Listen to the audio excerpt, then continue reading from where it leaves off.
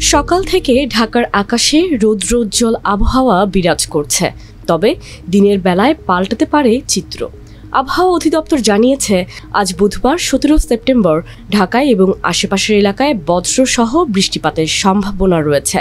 সকাল 7টা থেকে পরবর্তী 6 ঘন্টার জন্য প্রকাশিত পূর্বাভাসে এ তথ্য জানানো হয়েছে।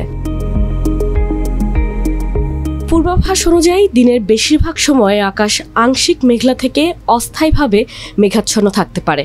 দক্ষিণ ও দক্ষিণ পূর্ব দিক থেকে ঘন্টায় 8 থেকে 12 কিলোমিটার বেগে বাতাস প্রবাহিত হওয়ার কথা রয়েছে। এতে দিনের তাপমাত্রা সামান্য বাড়তে পারে বলে জানিয়েছে আবহাওয়া অধিদপ্তর।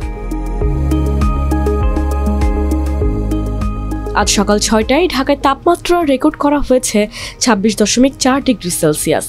বাতাসে আর্দ্রতা পরিমাপ করা হয়েছে 95%। উচ্চ আর্দ্রতা এবং আংশিক মেঘলা আকাশ নিয়ে দিনভর ঢাকার আবহাওয়ায় ভারী ভাব অনুভূত হতে পারে। গতকাল মঙ্গলবার 16 সেপ্টেম্বর ঢাকায় সর্বোচ্চ তাপমাত্রা রেকর্ড হয়েছিল 29 ডিগ্রি সেলসিয়াস এবং সর্বনিম্ন তাপমাত্রা ছিল 26.2 ডিগ্রি সেলসিয়াস। একই দিনে ঢাকায় 10 মিলিমিটার বৃষ্টিপাত রেকর্ড করা হয়। ফলে টানা কয়েকদিনের মতো আজও বৃষ্টির সম্ভাবনা রয়েছে। আবহাওয়া বিশেষজ্ঞদের মতে সেপ্টেম্বরের মাঝামাঝি সময়টি মৌসুমী বায়ুর সক্রিয়তার কারণে দেশের বিভিন্ন অঞ্চলে হঠাৎ ভারী বর্ষণ নামার প্রবণতা থাকে। ঢাকাসহ মধ্যাঞ্চলে বজ্রসহ বৃষ্টিপাতের এই পূর্বাভাসও সেই ধারাবাহিকতার অংশ। বৃষ্টির সম্ভাবনা থাকায় নগরবাসীর জন্য বিশেষ সতর্কতা দিয়েছে আবহাওয়া অধিদপ্তর। হঠাৎ বৃষ্টি নামলে সড়কে জলজটের সমস্যা দেখা দিতে পারে। অফিসগামী মানুষ ও শিক্ষার্থীদের ছাতা বা বৃষ্টি মোকাবিলার প্রস্তুতি নিয়ে বের হওয়ার পরামর্শ দেওয়া হয়েছে।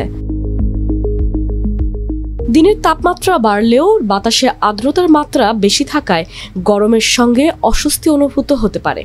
একই সঙ্গে বজ্র ঝড়ের সম্ভাবনা থাকায় খোলা মাঠ বা উঁচু স্থানে অবস্থান থেকে বিরত থাকার পরামর্শ দিয়েছেন বিশেষজ্ঞরা।